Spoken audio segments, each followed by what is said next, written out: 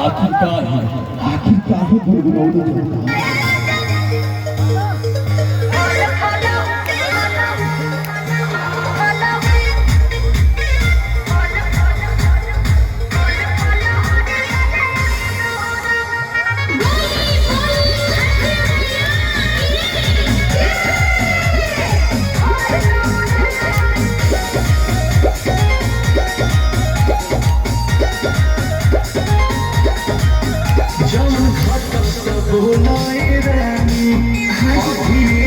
बाजार जात बानी का घटत बात बोलो हे रानी अभी हम बाजार जात बानी आता में सच चोली आला चाहूरा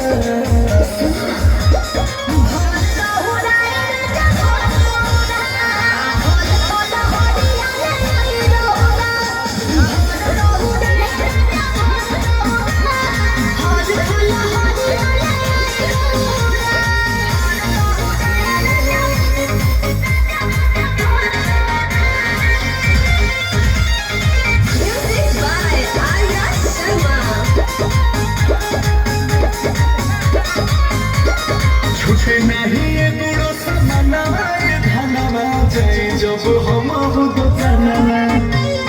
सुनीला किया रखला होखेला जरूरी दुनिया सुपरिया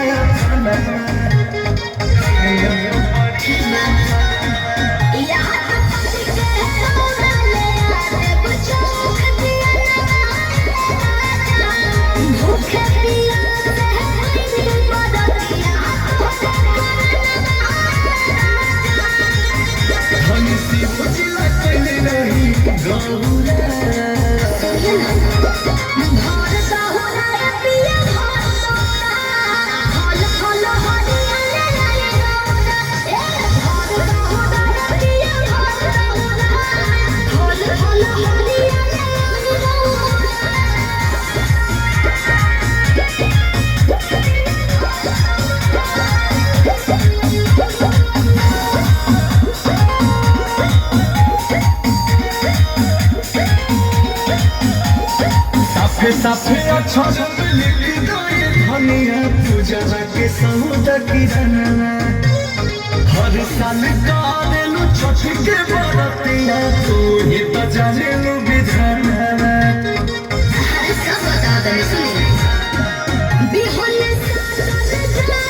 तू आने ये हम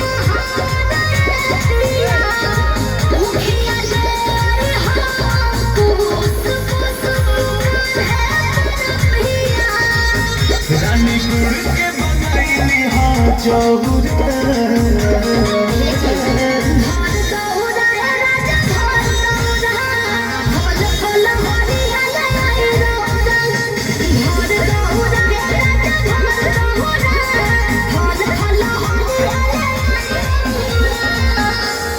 जाइए